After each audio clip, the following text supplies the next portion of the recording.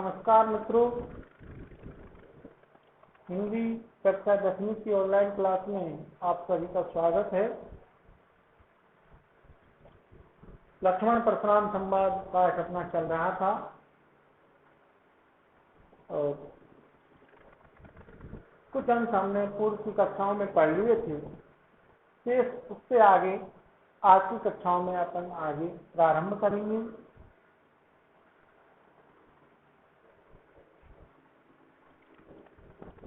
कौशिक सुनहु मंद जहु बालक, कुटिल कालवसु निज कुल भालक।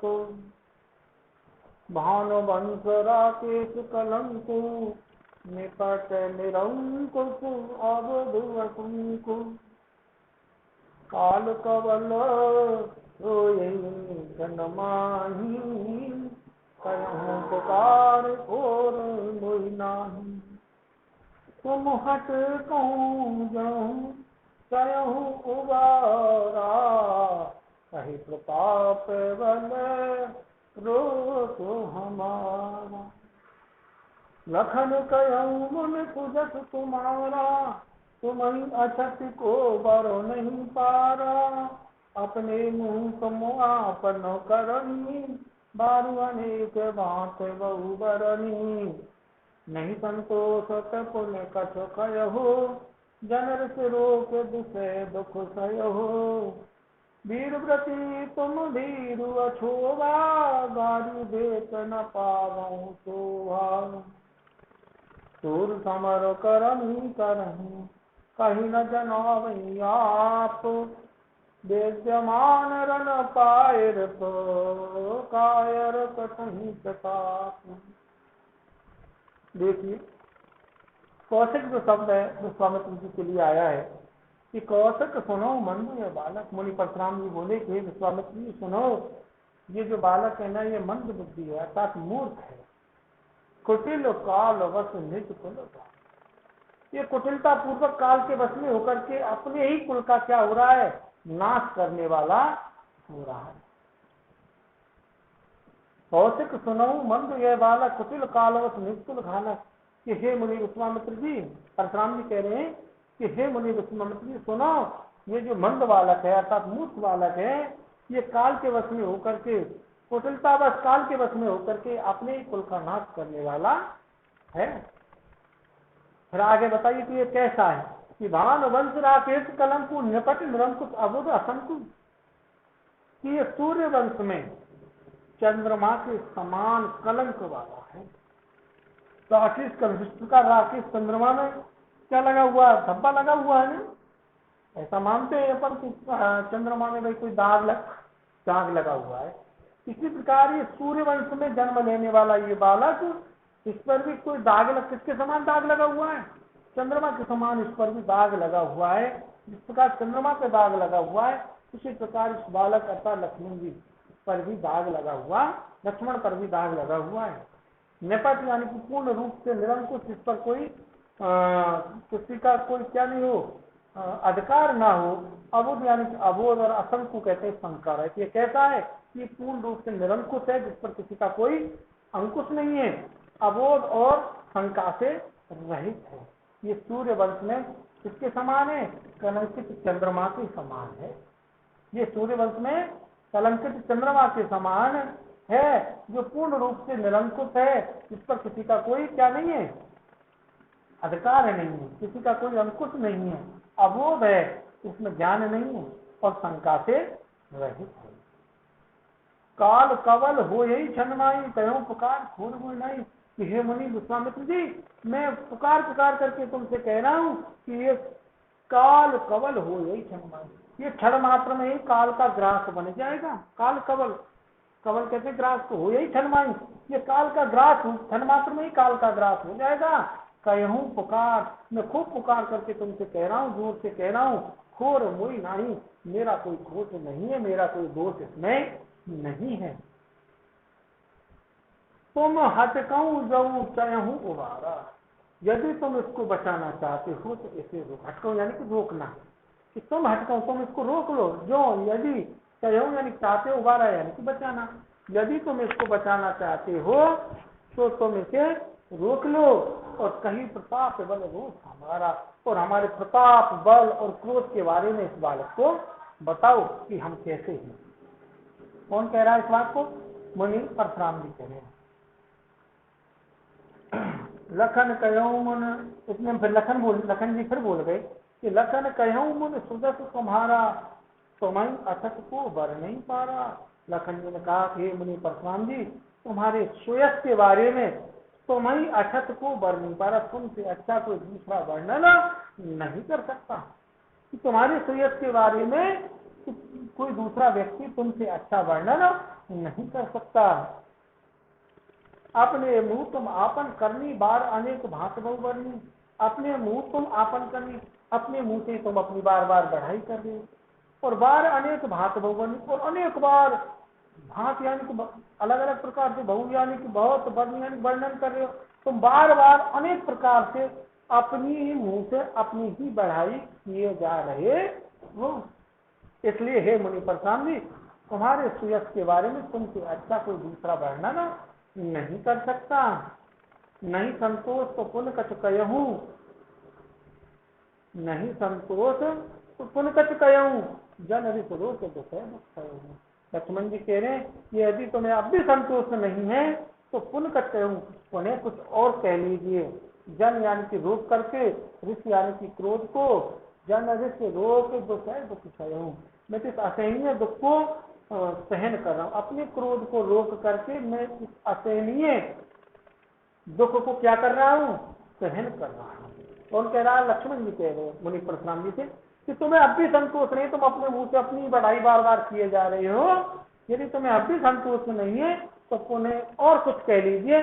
मैं तो अपने क्रोध को रोक करके इस असहनीय दुख को सहन कर रहा हूं। वीर व्रती तुम धीर अछोरा, लक्ष्मण जी कह रहे हैं तुम वीर व्रत का पालन करने वाले हो, धैर्यशाली हो, अछोबा यानी कि क्षोभ से रहित हो, लेकिन गारी देख न पाए शोभा। तुम यदि किसी व्यक्ति को, तुम लक्ष्मण जी कह रहे हैं तुम वीर व्रत का पालन करने वाले हो, धीर यानी कि धैर्यशाली हो, क्षोभ से रहित हो, इसके बावजूद यदि तुम किसी को गाली देते हो तो तुम शोभा, तुमको गाली देते तुम क्या नहीं लगती है? तुमको शोभा नहीं लगती यदि तुम किसी को गाली देते हो तो।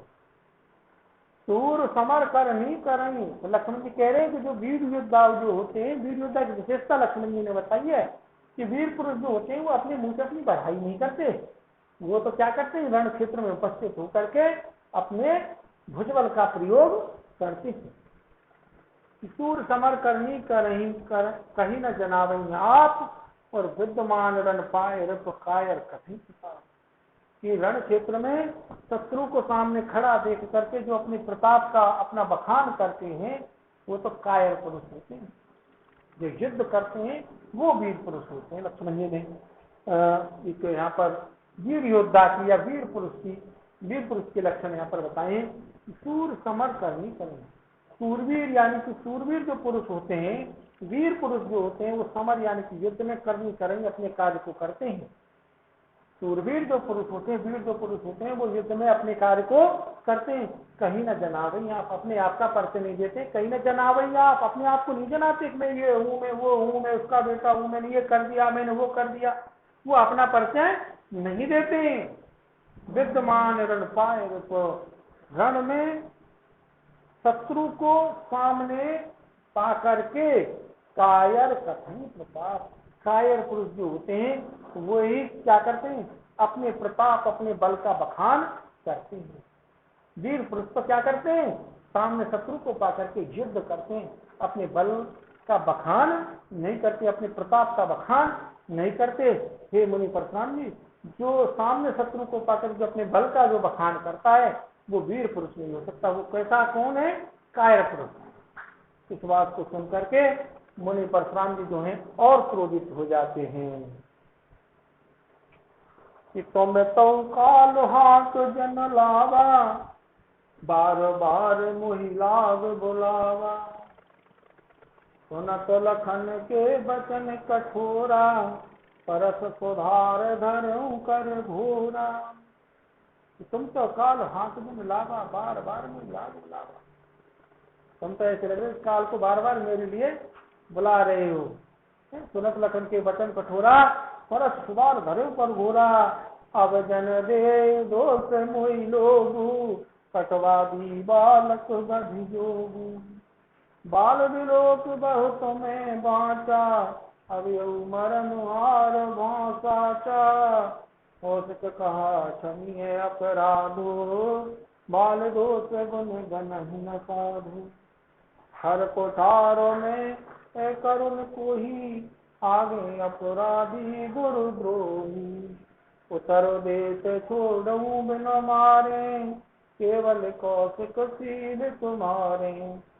मैं ते काठ कुठार कठोरे, गुरहि उर न होते श्रम थोड़े। गाद खून कह हृदय हंसो, मुनई हरि अरई पूछ। आय मैं खांड नहु खमय, अयहु न बूझ अबू। कितने मिनट हो गए?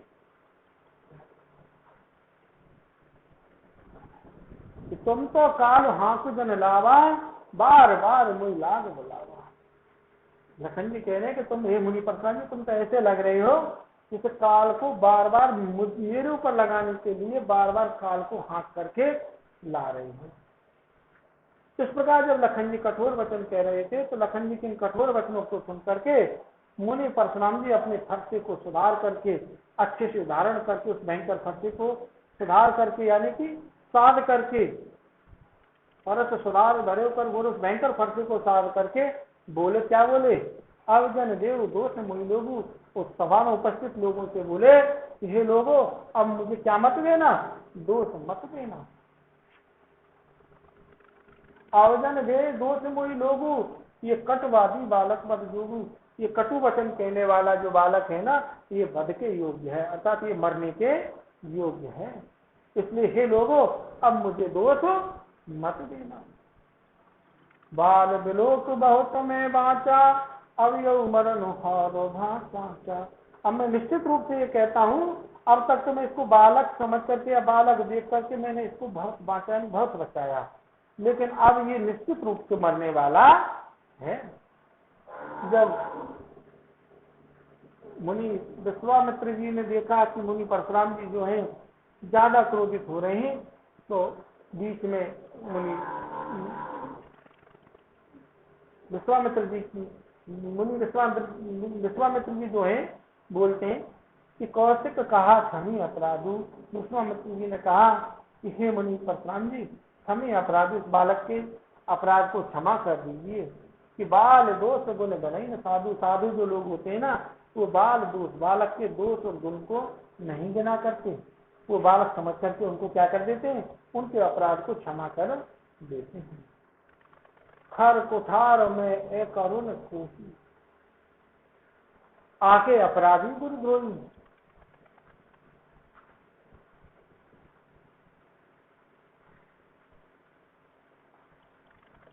खर कुठार में अकरुण कोई कहते क्रोधित, अकरुण यानी करुणासीन, खर यानी कि खर कुठार फरसे के लिए आया है कि मेरे पास ये भयंकर फरसा है, करुणा से मैं हीन हूँ, क्रोधी मेरा स्वभाव है। और आगे कौन खड़ा हुआ है? मेरे गुरु से द्रोह करने वाला, मेरे गुरु से द्रोह करने वाला मेरा सबसे बड़ा अपराधी मेरे सामने खड़ा हुआ है। तो यदि अब उत्तर दिया तो अब मैं इसे बिना मारे नहीं छोड़ूंगा। उत्तर दे तो छोड़े बिना मारे, केवल कौशिक शील तुम्हारे, हे मुनि विश्वामित्र, केवल तुम्हारे शील स्वभाव के कारण मैं इसको छोड़ रहा हूँ। यदि अब इसने उत्तर दिया तो मैं इसको बिना मारे नहीं छोड़ूंगा। मैं तय काट कुठार कठोरे और गुरई उरिन होते हूँ श्रम छोड़े। अब यदि ये बोला तो नहीं तो काट कुठार कठोर में इस भयंकर फरसे से इसको क्या कर दूंगा? काट डालूंगा। और थोड़े से ही श्रम में, थोड़े से ही परिश्रम में मैं अपने गुरु के ऋण से क्या हो जाऊंगा? मुक्त हो जाऊंगा। गुरु के ऋण से क्या हो जाऊंगा? मुक्त हो जाऊंगा। इस प्रकार लक्ष्मण जी और परशुराम जी का संवाद चल रहा था। जब मुनि विश्वामित्र जी ने देखा कि इनका जो संवाद है वो मुनि परशुराम जी जो हैं ज्यादा क्रोधित हो रहे, तो बीच में बोल जाते हैं और कहते हैं कि हे मुनि परशुराम जी, जो ऋषि जो होते हैं, मुनि जो होते हैं, वो बच्चों के गुण और दोषों पर ध्यान नहीं देते, उनको उनके अपराध को क्षमा कर देते हैं। आगे फिर मुनि परशुराम जी जो हैं अपने कुठार, अपने स्वभाव के बारे में उनको बताते हैं और फिर कहते हैं कि मैं थोड़े से ही श्रम में अपने गुरु ऋण से मुक्त हो जाऊंगा यदि अब इस बालक ने मुझे जवाब दिया तो। इससे आगे की क्लास में, नेक्स्ट क्लास में लगेंगे दोस्तों। थैंक यू, धन्यवाद।